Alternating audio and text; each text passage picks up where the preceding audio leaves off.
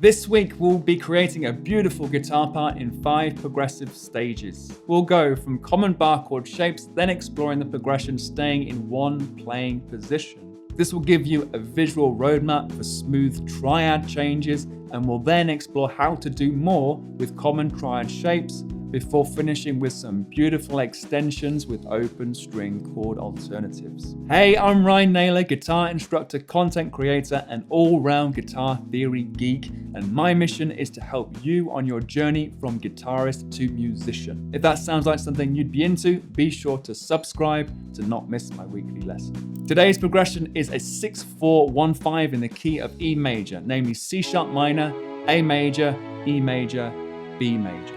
The reason for choosing this key will become clear as we reach stage 5. To note, you might also think of this as a progression in the relative C sharp minor. In that case, this would be a 1-6-3-7 progression. Stage 1, bar chords.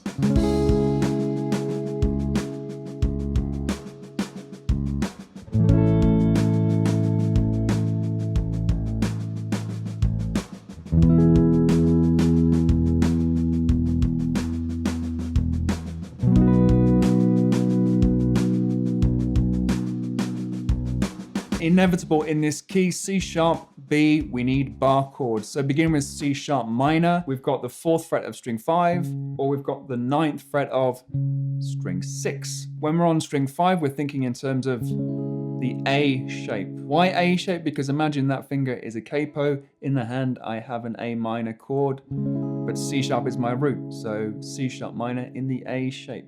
Alternatively, we could be in the E shape. Again, imagine the bar finger is a capo. What have you got left? You've got an E minor chord, but C sharp is the root. We're going to go with the shape on string 5. Now, with this shape in the hand, it makes sense to keep that there and go to the A on string 6. So this is the A chord in the E shape. Again, finger 1 is a capo. What have you got? You've got an E shape chord, but it's A. E sits in the 7th fret of string 5. Let's use that for an A shape of the E chord. That one I can add in the open string 6 because E is the root. And whilst I'm here, below it, on string 6 is the B. So let's use the E shape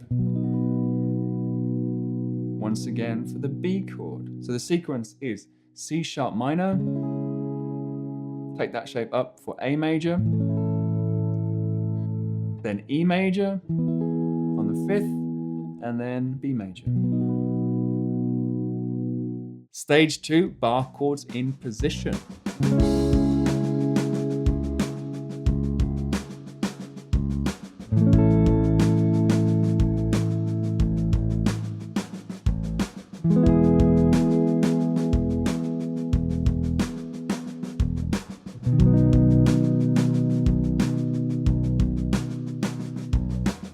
We begin as before on the C sharp minor in the A shape. And again, let's use the A rooted on the 5th fret. Now from here, I have my E in fret number 7 of the A string. Now I can use this shape. So this is E in the C shape. Once again, imagine the capo, finger number 1. What have you got left? It's a C chord shape. E is the root. So this is E. And again, I can add in the open string 6. Normally that would be muted, but E's the root, so it works. And from here, with the hand set up like this, I can go to what would be the G shape under cage. So this, once again, it's like an open G chord. Finger 1 is a capo. What have we got? B is the root, so it's a B chord. That's a good challenge for the fretting hand. Stage 3, close voicing triads.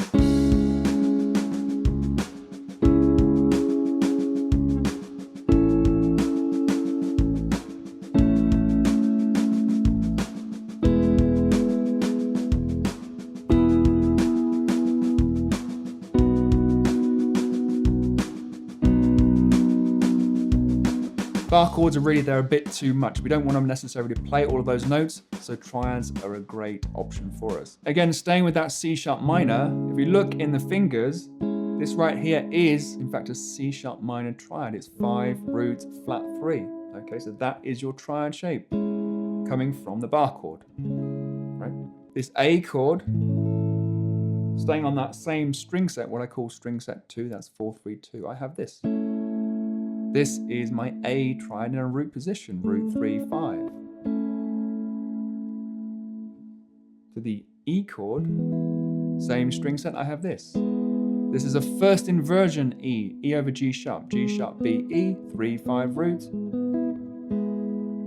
And from the G shape of the B chord, I have this. All under the finger, so that's B over F sharp. This is 5 root 3. So you see how they come directly out of those bar chord shapes? Seeing the bar chord, have the triad. Seeing the bar chord, got the triad. Seeing the bar chord, triad, bar chord, triad. Okay, so that's the first stage. Ideally, you want to be confident with moving up to the next shape up the neck. And that's what I did with the playing example.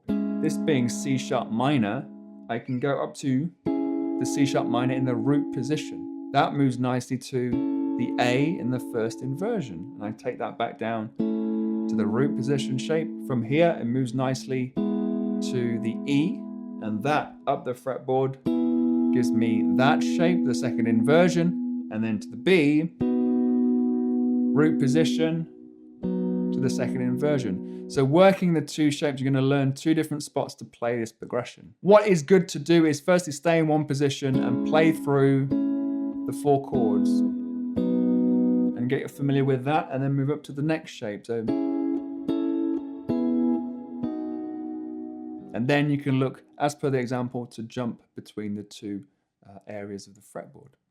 The Chord Book Volume 1 is your step-by-step guide with everything you'll need to take the confusion out of chord theory and provide you with a whole new chord vocabulary to try out. I'll teach you how to learn chords faster with the help of the cage system as I take you on a journey from triad shape to demystifying the diminished 7th chord. I have a 30% discount for you with coupon code YTCHORD30 at checkout. Hit the link in the description to find out more.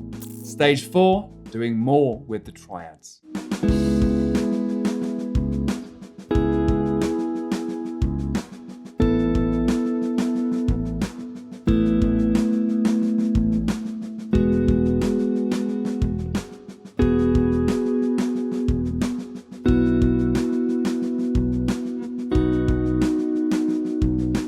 Once you start seeing the triads, then it's time to do more with them because these are root 3/5s, but we can adjust those chord tones to get different types of chords. The first one was to make the C sharp minor into a C sharp minor 7, a rootless C sharp minor 7. How do we do that? If this is 5 root flat 3, if I take my root note down a whole step, I introduce the flat 7 to the chord. It's 5 flat 7 flat 3, and then I have, in fact, a C sharp minor 7 without the root. You may see that is an E triad that we had before. Exactly right, it is. But when C sharp is the root, this is going to give us a C sharp minor 7. So just as this was E, this will also be C sharp minor 7 when C sharp is played in the bass. So we'll use those two shapes for the C sharp minor 7. Then to the A, which would be here, if I lower the third a whole step, I get a sus2 chord. This is A sus2, 2/5 root, okay? And the example does the same with the root position shape. Root 3/5 will become root 2/5. For the E chord, I went to some add 9 voicings, and you can do that by raising the root note a whole step to add in the 9th. 3/5 root will become 3/5/9. For an E add 9. And in this second inversion shape, 5 root 3, we can go 5/9/3. And for the B chord, I created a sus4 voicing. So from the root 3/5, we're going to go root 4/5 for a B sus4. Sus4 to B. So it's C sharp minor 7. Then to A sus2, play 2 ways, to E add 9, to B sus4. Stage 5, open string chords.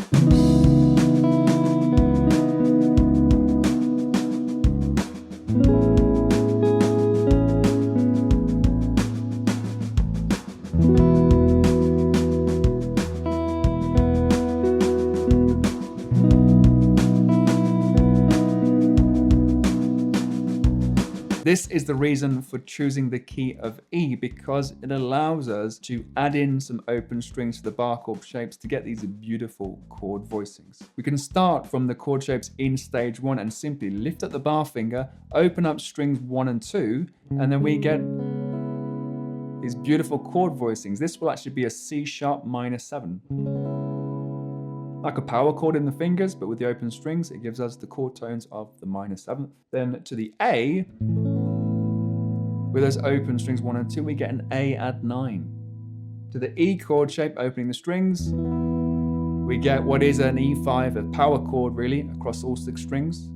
And then the B gives us a B add 11, a lovely chord. So C sharp minor 7 to A add 9 to E5 to B add 11. Now in the example, I went just a stage further and gave you some alternative voicings for those. The first one is what will be a C sharp minor 9. Okay, that's a C sharp minor 9. Root, flat 3, flat 7, 9, flat 7, flat 3. For the A chord, this is one of my favorites. This is an A major 9. This is a root, a 9, a 3, a 7, and a 5.